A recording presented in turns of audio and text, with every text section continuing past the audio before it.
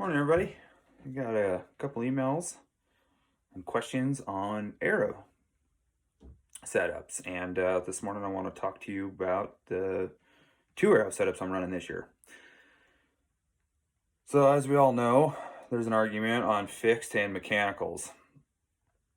I'm not gonna lie to you guys. I ran mechanicals for a lot of years, and I still believe in them. There's a lot of good engineers out there making some pretty sweet broadheads, and I've field tested a bunch, but I ran Rage for a lot of years, and I liked him. But as we all know, you'll always have that one incident. So a few years ago, and I won't name the broadhead that I was running that year, but I actually lost an elk. Took me 7 days to find it. He ran 6.8 miles from the initial shot, and when we found him, a bear and some other scavengers already got a hold of him. But what was interesting was the broadhead, the arrow was still in him. And what was really interesting is when I got to the cavity where that arrow was sitting, the broadhead never opened up. And of course, it's one of those feelings that make you sick to your stomach. And, anybody that's ever had that happen, it's not fun. So this year, to answer some questions that I've got from some emails, I am actually going to run two different setups. I'm going to run an Axis arrow 5mm with the fixed for my elk arrow. It's got a 50 grain brass insert running a 100 grain broadhead. And I'm running the G5 Striker V2. And this will be my elk setup. But to go for my antelope hunt, I will be running a mechanical still. I think with the softer hide and everything, I think everything's still fine. I've shot a lot of bears with mechanicals, a lot of antelope, some deer.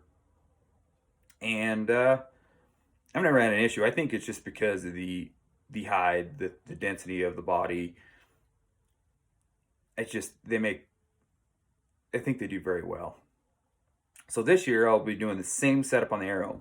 It'll be an Axis arrow, 5mm with a 50 grain insert, but this will be an afflictor broadhead. This will be an 1.5 inch cut diameter. And I'm really curious on it. They fly really good. When I got off the phone with them, I told them I'm going to order some. So I did their 1.75 inches and I did their 1.5 inches. What I like about the 1.5 inches, the ferrule's real small. And I told them, I said, as soon as they come in the mail, I'm going to field test them out. And I went straight to 80 yards just to see what it would do, and they flew. I'm very happy with it. So we're going to try these out on antelope this year. But if nothing else, I always got my backup. I'll run these if I have to. But those are the two questions I got on them. I think if you build an arrow for your hunt, I don't think there's an arrow for, I guess if you ran mechanicals or a fixed broadhead for all your hunts, which is fine. But this year I'm just getting a little more creative. I think in the back of my head, I think it'll feel better to run different setups for different hunts. I know what my elk arrows are going to be, and I know what my antelope and deer arrows are going to be this year. So I don't know. I'm kind of curious with these afflictors. I don't have any doubts. I actually ruined one, which is super cool about these arrows or these broadheads is they give you a little dowel they sit in there. So you actually shoot the actual broadhead that you're going to hunt with. You just put this little plastic dowel in the center so the blades can't open up. So you actually shoot the broadhead, which is I've shot, a few where they give you, like Rage gives you the practice. I don't feel like those are, especially the hyperdemics. It's just looks like a casted piece. I don't think it's the same as shooting their actually broadheads. Because I'll actually shoot the broadheads and they shoot really well, and then you shoot that cast. I don't feel like it shoots as good as the actual broadhead. So this really makes me happy that I know exactly what I'm shooting when I'm practicing versus some cast piece of thing in the front. Anyway, that goes to the second topic. Second topic is, well, we are beginning of August, I feel, and if you aren't by now, I think you should be really practicing with broadheads now. I think it's time to put the field points away and actually seeing what these arrows are doing at all different yardages. And that's what you should technically be practicing with. Yeah, it gets a little spinny because that's another reason I went with these the Striker V2s. is I'm going to replace these blades when season comes around. But I'm actually shooting this arrow, and they're getting nicked up. But I know what that arrow's doing, so I think that's my tip of the day. I think since it's beginning August, I think you really need to be starting putting down some downrange. Your broadhead's what you're shooting, seeing what your bow's doing, and tuning it in because yeah, there's some mechanicals out there that fly like a field point. These afflictors pretty much are flying like a field point, so I kind of know what they're doing. But I had a broadhead tune for the fix. So once I got that tuned in, everything's good to go. But I'm still going to continue shooting these arrows until the actual season starts, which antelope starts in a couple weeks.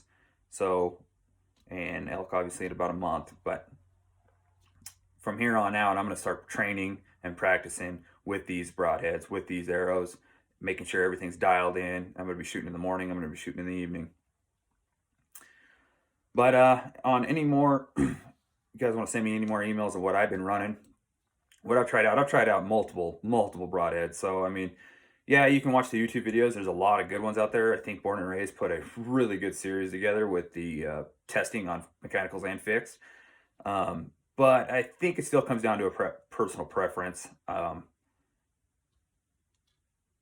What you feel in the back, because I think a lot of you have a little guy in the back of your head saying, "Oh, that blade never opened up," or "That broadhead's not going to do its justice." Then don't run it. Shoot a few of them. It's almost like picking mouth reeds. Sometimes you got to just buy a few packages and see what you like, see what your bow's like, and see what do you feel comfortable when that arrow's hitting target. Are you happy? Are you going to have that doubt going in the backcountry? Because I think that's the number one killer of an elk hunter or an elk hunter for sure, especially an elk hunter. If you have a doubt that arrow didn't do its job, that's the arrow I probably want to be bringing up with me.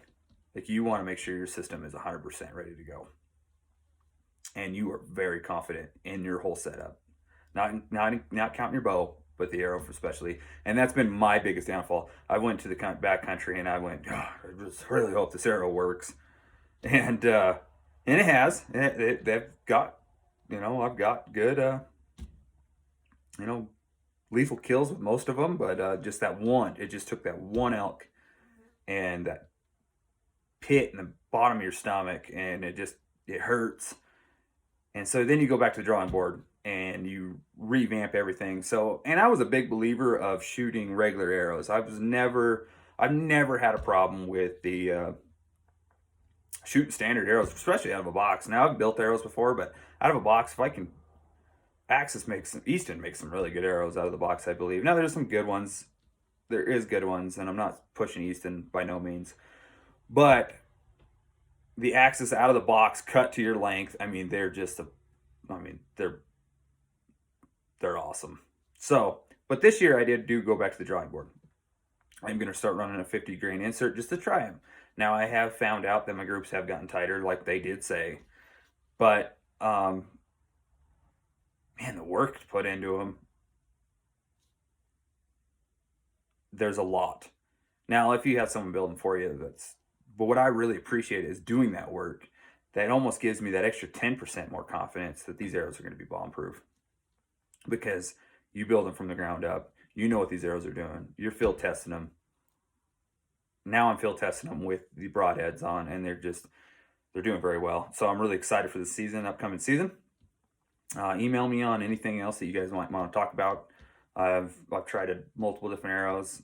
Tell me what your guys' favorite arrow setup is. I mean, there's multiples. Mine's not the best when someone else's mine. So there's other broadheads that are obviously better than what I'm running that people think, and that's fine. Everybody, it's a personal preference game out there, and I think that's archery in general. Not just don't go with the pro say. Do it yourself. Figure out what you like and what makes you comfortable to go in the backwoods, and make sure you're successful. Because if you have that doubt, like I said, that's not a good doubt to have going in the woods.